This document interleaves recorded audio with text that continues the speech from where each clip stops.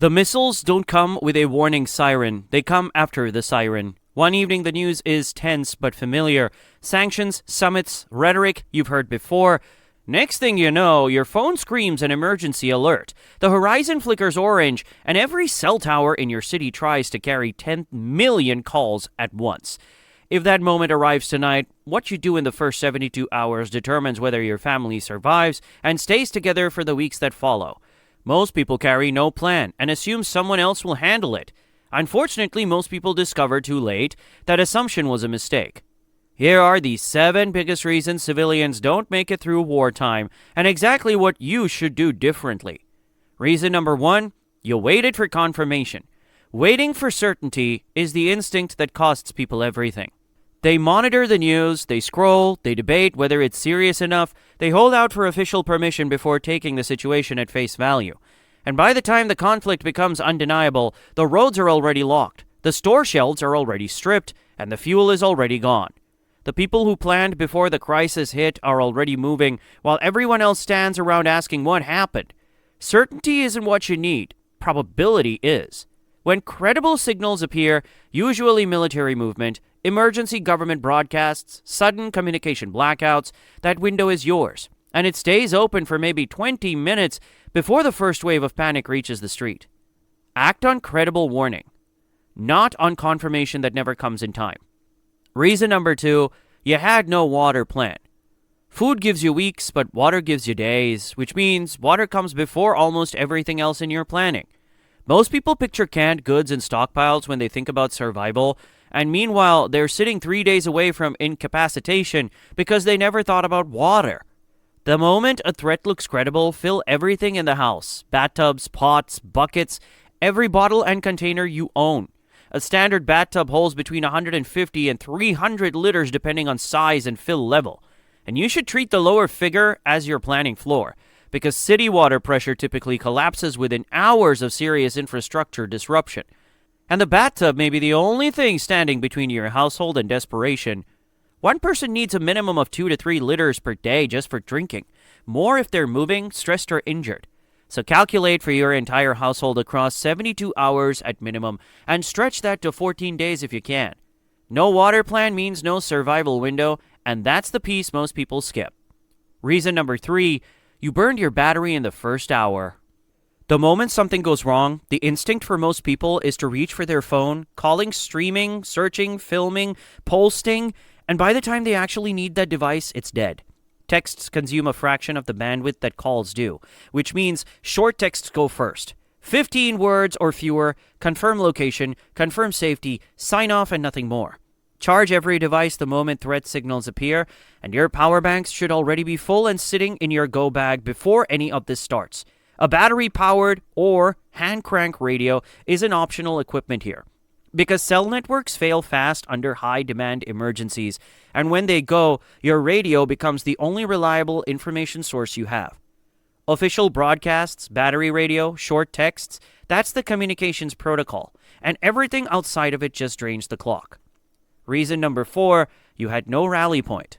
If your family gets separated when something happens, where does everyone go? Most people have never answered that question out loud.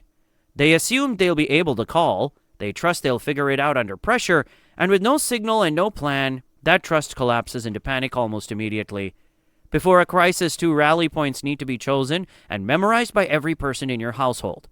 1 close to home, a neighbor's address or a specific corner or a recognizable landmark, and 1 further out, a relative's house or a community building outside your immediate area. 2 check-in windows go with those locations, 8 a.m. and 8 p.m. And if contact fails, everyone moves toward the primary rally point. And if that one's not safe or accessible, everyone moves to the secondary. No negotiation, no improvisation, 1 rally point, 1 backup, 2 windows, written on paper before it matters. Reason number 5, you grab the wrong things. In the first 60 seconds, the instinct is to grab possessions, laptops, valuables, sentimental objects, clothes, things that carry weight in a normal life. And all of them get left behind. Your go bag holds the things that keep people alive. And building it happens before the emergency, not during it. Because in the first 10 minutes of a real crisis, you won't build anything. You'll only grab. Water for 24 hours minimum goes in first, followed by high-calorie, no-cook food for 72 hours, all prescription medications with no exceptions, especially for children and elderly family members, and copies of critical documents, identification, insurance, emergency contacts, sealed in a waterproof pouch, a first aid kit, cash and small bills, because electronic payment infrastructure fails, a paper map of your local area with evacuation routes marked, a flashlight, a hand crank or battery radio, and a power bank that's already charged. Round up what the bag needs to contain. That's the bag, and if it doesn't exist yet, build it this week. Reason number 6, you moved at the wrong time. Speed matters less than timing, and most people flee the moment things feel dangerous, joining the panic, sitting gridlocked on the main evacuation route for hours or sometimes days, burning fuel and time and making themselves visible targets of desperation. The obvious move isn't always the safest one.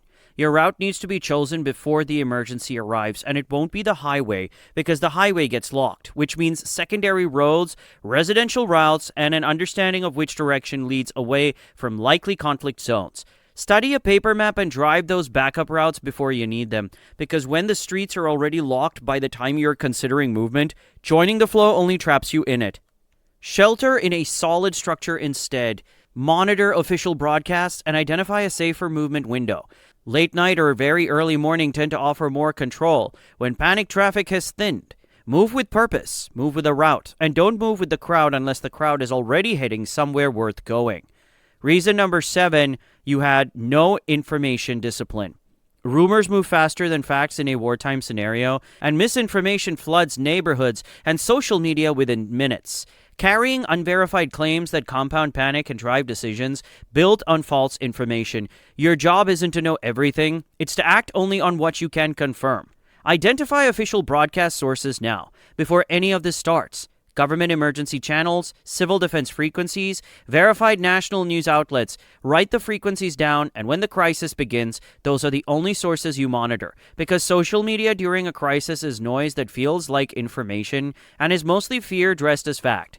Your family gets calm, accurate updates at regular intervals, not constant ones that raise anxiety, and not none at all that breed uncertainty, but brief and factual and spaced. Because uncertainty is the soil fear grows in, and your job is to reduce it with what's actually confirmed. One radio, official sources, brief family updates, that's the information pool.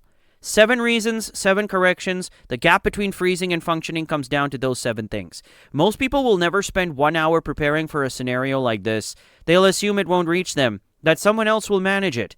That warning will come with enough time to improvise, and those are exactly the people who lose the most when it becomes real.